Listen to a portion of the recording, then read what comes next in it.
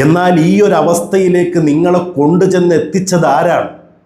Bible നിങ്ങളുടെ കയ്യിലുള്ള വേദപുസ്തകമല്ലേ? അതിൽ യേശുവിൻ്റെ ശിഷ്യന്മാരുടെ കൂട്ടത്തിൽ പരിചയപ്പെടുത്തുന്ന ഒരാളുണ്ട്, യൂദാസ്. 30 വെള്ളിക്കാശിനാണ് സ്വന്തം ഗുരുവായ യേശുക്രിസ്തുവിനെ യൂദാസ് ജൂതന്മാർക്ക് ഒറ്റിക്കൊടുത്തത്. അവസാനം ആ യൂദാസ് 30 വെള്ളിക്കാശ് ഉപയോഗിക്കാൻ കഴിയാതെ തൂങ്ങിച്ചത്തു എന്ന് പറയുന്നുണ്ട്. അതല്ല, ആ 30 വെള്ളിക്കാശിന് ഒരു വയൽ വാങ്ങി ആ വയലിൽ വീണ് വയറു പൊട്ടി ചത്തു എന്ന് പറയുന്നുണ്ട്. ഏതായാലും ഒറ്റിക്കൊടുത്ത ആ മുതലുകൊണ്ട് സുഖിക്കാനൊന്നും യൂദാസിന് കഴിഞ്ഞില്ല.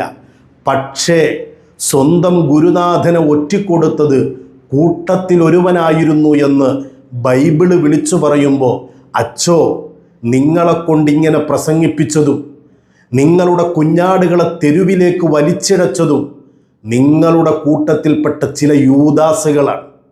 ഇപ്പോൾ നോക്കൂ, 9 ദിവസം ജയിൽവാസം കഴിഞ്ഞിട്ട് വാർദ്ധക്യത്തോടടുത്തുകൊണ്ടിരിക്കുന്ന 2 കന്യാസ്ത്രീകൾ ജാമ്യം ലഭിച്ച് ജയിലിൽ നിന്ന് പുറത്തു വന്നിരിക്കുകയാണ്. ഇനിയും അവർക്കൊരുപാട് കോടതികളുടെ വരാന്തകൾ കയറിയിറങ്ങണം. നിയമപരമായി അവർ കുറ്റക്കാരല്ല എന്ന് തെളിയിക്കപ്പെടുന്നതുവരെ അവർ കോടതി മുറിക്കുള്ളിൽ പ്രതിക്കൂട്ടിൽ കയറി നിൽക്കണം. അവരുടെ ഒരു സംഭവം ഉണ്ടായപ്പോഴാണല്ലോ നിങ്ങളിങ്ങനെ വേദനിച്ചതും ലജ്ജിച്ചതും പ്രതിഷേധിച്ചതും മുദ്രാവാക്യം വിളിച്ചതും.